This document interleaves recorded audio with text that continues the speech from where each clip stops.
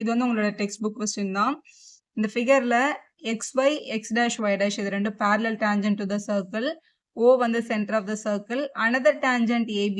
AB ஒரு tangent தான் இங்க draw பண்ணியிருக்காங்க. Cன்ற பாயிண்ட் வந்து பாயிண்ட் ஆஃப் கான்டாக்டா இருந்ததுன்னா நம்மள ப்ரூவ் பண்ண சொல்லி இருக்கிறது AOB வந்து 90.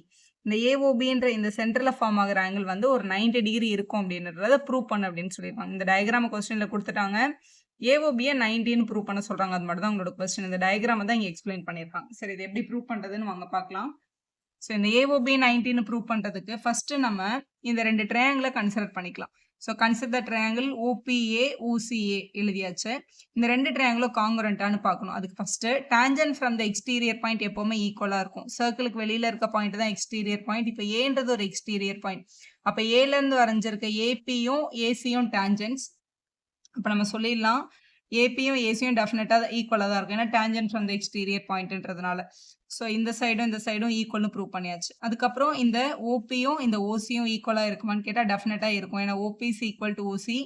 ரீசன் என்னன்னா அவங்க ரெண்டு பேரும் ரேடியஸ் ஆஃப் த சர்க்கிள். ஓபியும் ரேடியஸ் தான், ஓசியும் ரேடியஸ். அவங்க டெஃபினட்டாக ஈக்குவலாக தான் இருப்பாங்க.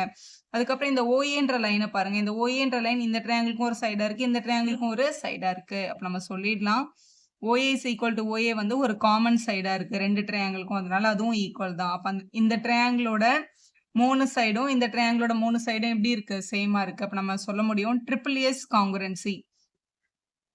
ட்ரிபிள் எஸ் காங்குரன்சி படி ட்ரையாங்கிள் OPA வந்து டெஃபினெட்லி காங்குரண்ட் டு ட்ரையாங்கிள் OCA அப்படின்னு சொல்லிடலாம். சரி, இது எதுக்கு மேம் இப்போ காங்குரண்ட்னு ப்ரூவ் பண்றோம்னா corresponding parts of congruent triangles are equal அப்படின்ற ப்ராப்பர்ட்டி படி இந்த ஆங்கிளும் டெஃபினட்டா எப்படி தான் இருக்கும்? ஈக்குவலா தான் இருக்கும். இப்போ இந்த ஆங்கிளை நம்ம எக்ஸ்ன்னு அசியூம் பண்ணா இந்த ஆங்கிளை நம்ம என்னென்னு அசியூம் பண்ணிக்கலாம்? எக்ஸ்ன்னு அசியூம். ஆங்கிள் 1ன்னு கூட எடுக்கலாம். இல்லை திருப்பி நம்ம PAOC ஈக்குவல் டு OACன்னு எழுதிட்டே இருக்கோம்ல, அதனால நம்ம இதை எக்ஸ்ன்னு அசியூம் பண்ணிக்கிறோம். இதை வந்து இப்படி எழுதிக்கோங்க. ஸோ டெஃபினட்டா இந்த PAOன்ற ஆங்கிளும் CAOன்ற ஆங்கிளும் ஈக்குவலாக தான் இருக்கும். ரீசன் என்னன்னா CPCT corresponding parts of congruent triangle. இதை வந்து நம்ம எக்ஸ்ன்னு அசியூம் பண்ணிக்கிறோம் அப்படின்னு எழுதிக்கோங்க. இது இப்போ நம்ம என்ன பண்ணமோ இதே ப்ரொசீஜர்ல இங்க கீழே வர்ற இந்த ட்ரையாங்கிளும் இந்த ட்ரையாங்கிளோட நம்ம என்னன்னு சொல்லிடலாம்? காங்குரண்ட்னு சொல்லிடலாம். அதே ப்ரொசீஜர் தான். Bன்றது ஒரு எக்ஸ்டீரியர் பாயிண்ட், BQவும் BCயும் டேஞ்சன்ட், OA வந்து ஒரு காமன் சைடா இருக்கு, OQவும் OCயும் ரேடியஸா இருக்கு. ஸோ இதை திருப்பி நம்ம எழுதாம டைரக்டா என்னன்னு சொல்லிடலாம்னா சிமிலர்லி. ஸோ சிமிலர்லி நம்மளால என்னன்னு சொல்ல முடியும்னா இந்த ட்ரையாங்கிளோட பேர் வந்து OCB is congruent to triangle OQB அப்படின்னு சொல்லிடலாம். ரீசன் வந்து அதே ட்ரிபிள் எஸ் காங்குரன்சி. ட்ரிபிள் எஸ் காங்குரன்சி வச்சு இந்த ரெண்டு ட்ரையாங்கிளும் கூட காங்குரண்ட் தான். அப்போ டெஃபினட்டா CPCT படி இந்த ஆங்கிள் கூட எப்படி தான் இருக்கும்? ஈக்குவலாக தான் இருக்கும். அப்போ இந்த ஆங்கிள் ஒய்னா இந்த ஆங்கிளும் என்னன்னு எடுத்துக்கலாம்? ஒய்ன்னு எழுதிக்கலாம். ஸோ இந்த ஆங்கிளோட பேர் வந்து OBQ ஈக்குவல் டு இந்த ஆங்கிளோட பேர் வந்து OBC.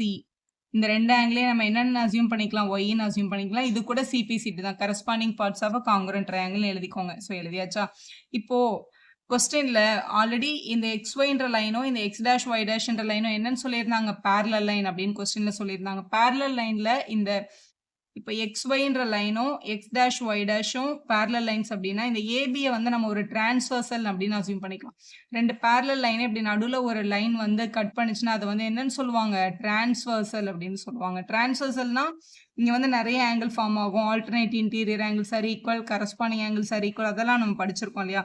அப்போ இங்க வர இந்த ஏன்ற ஆங்கிளும் இந்த பின்ற ஆங்கிளும் என்ன ஆங்கிள்னு பாருங்க. இப்படி வர்ற ஆங்கிள் வந்து கோ இன்டீரியர் ஆங்கிள்ஸ் அப்படின்னு நம்ம சின்ன கிளாஸ்ல படிச்சிருக்கோம்ல. அப்போ இந்த ஆங்கிள் ஏயும் இந்த ஆங்கிள் பியும் ஃபுல்லா பார்க்கும்போது அவங்க ரெண்டு பேரும் என்ன ஆங்கிள்ஸ்? கோ இன்டீரியர் ஆங்கிள்ஸ். அவங்களை ஆட் பண்ணா டெஃபினட்டா என்ன வரும்?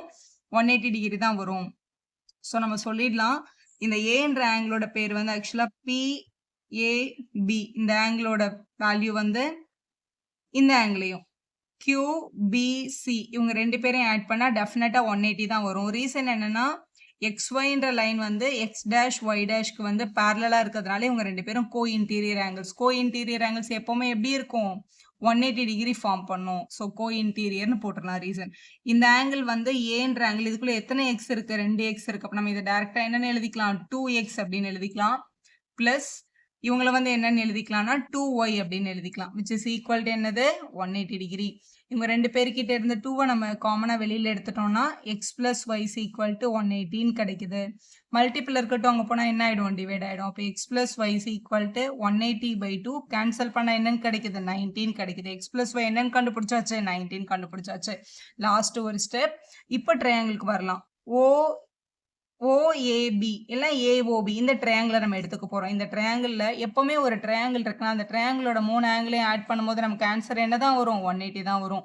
இந்த ட்ரையாங்கிள் AOB நம்மளால என்னன்னு சொல்ல முடியும்னா, இந்த இந்த ட்ரையாங்கிள்குள்ள வர ஒரு ஆங்கிள் வந்து x, இந்த ட்ரையாங்கிள்குள்ள வர இன்னொரு ஆங்கிள் வந்து y. இந்த ஆங்கிள் தான் நம்ம கண்டுபிடிக்க வேண்டிய ஆங்கிள். இதுதான் நமக்கு 19 ப்ரூவ் பண்ண சொன்னாங்க.